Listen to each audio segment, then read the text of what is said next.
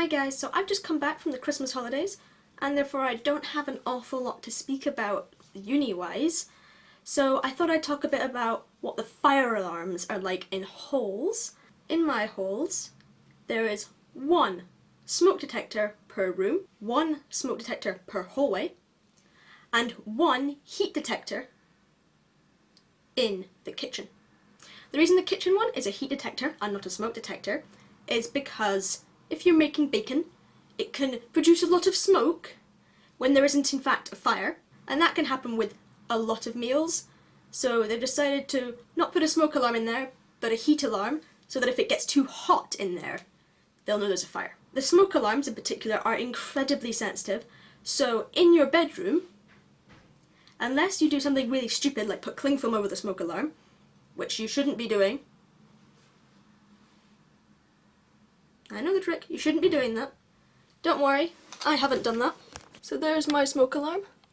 And would you look at that, there's no cling film on it whatsoever. Never has been, never needed to do it. Anyway, you need to watch out with these smoke alarms because if you do so much as use antiperspirant or deodorant sprays, or even use a hairdryer or other hairstyling things that use heat like a curling iron, straighteners, that sort of thing, the steam produced from these things and the mists produced can and oftentimes will set off the fire alarm. I know some people get away with using a hairdryer because I can hear it across the hall. People in the beginning at least used to use the hairdryer in the kitchen. In the room and in the hall though, don't use air fresheners or deodorants because you're going to set the fire alarm off. As far as the kitchen is concerned, you can cook all the smoky foods you like. Just while you're doing it, be sure to open the window so that when you do leave the kitchen, the smoke can leave. Or try to stay in the kitchen to make sure all the smoke's gone. Okay? However, you should really let people outside the kitchen, maybe by use of a post-it note on the door, know that you are cooking a smoky food like bacon. Because if they open the door to the hallway and enough smoke gets into the hallway from the kitchen, the fire alarm will go off. Okay? This is especially prevalent if you are in a disabled flat, like my own, where most people will push the button on the door instead of opening the door manually, which means the door not only opens but stays open for a prolonged period of time. We've actually taken to shutting the door off via the switch at the top when we're cooking bacon, because otherwise we will set the fire alarm off. After that, I've set it off so many times. Now when the fire alarm is set off, it's not just a case of everyone evacuates the building, they go, oh yeah, the fire alarm was set off accidentally, oh well, doesn't matter, we'll just turn it off and everyone can go back in. No, it's not like that.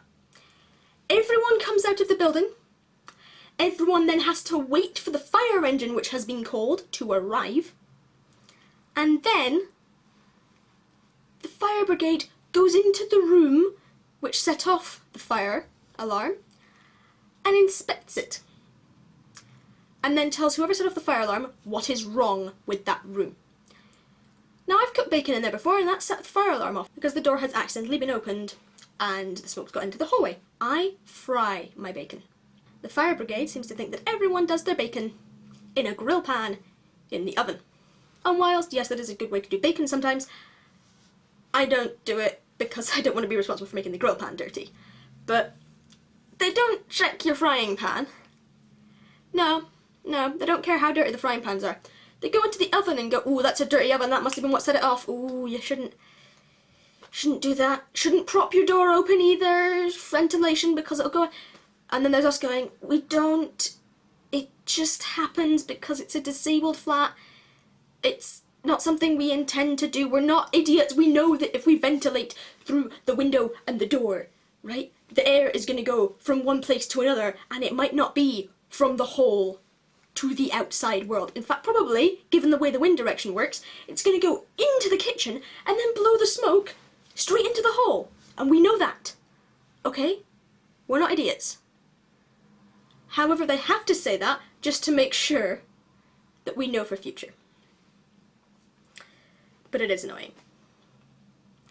Because there are some people that have to get out of the shower and very, very, very quickly put some clothes on and then run out.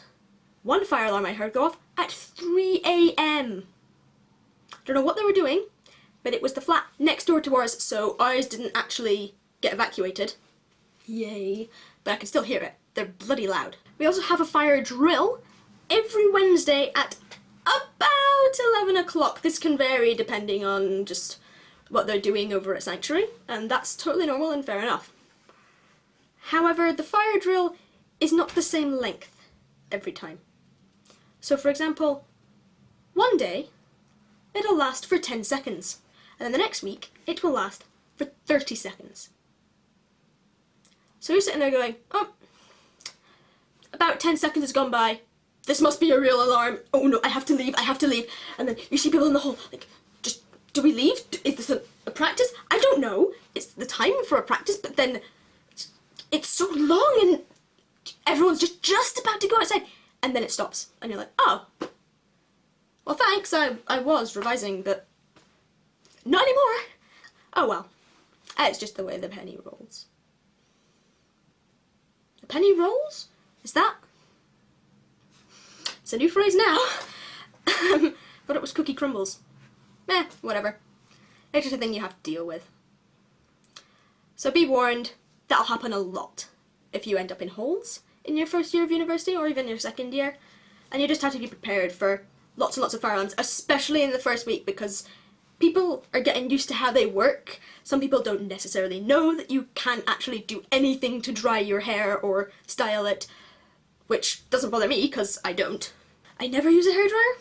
I don't feel the need to, but I get that other people do, and therefore it can be a bit awkward in the first couple of weeks because some people are trying to do that and then they realise it's setting off the fire alarms. Some people are trying to use deodorant, it sets off the fire alarms. Some people try to use air freshener in the room, it sets off the fire alarms. Some people cook some bacon and then open the door, it sets off the fire alarms. They are very sensitive, and you need to learn that. And after the first week or two, the number of fire alarms going off will decrease rapidly. Seriously, we're out almost every day in the first week. And then after that it wasn't very often at all. So yeah. I hope this has helped you to gain some form of knowledge about how fire alarms in university flats work, and well, thank you for watching. Bye!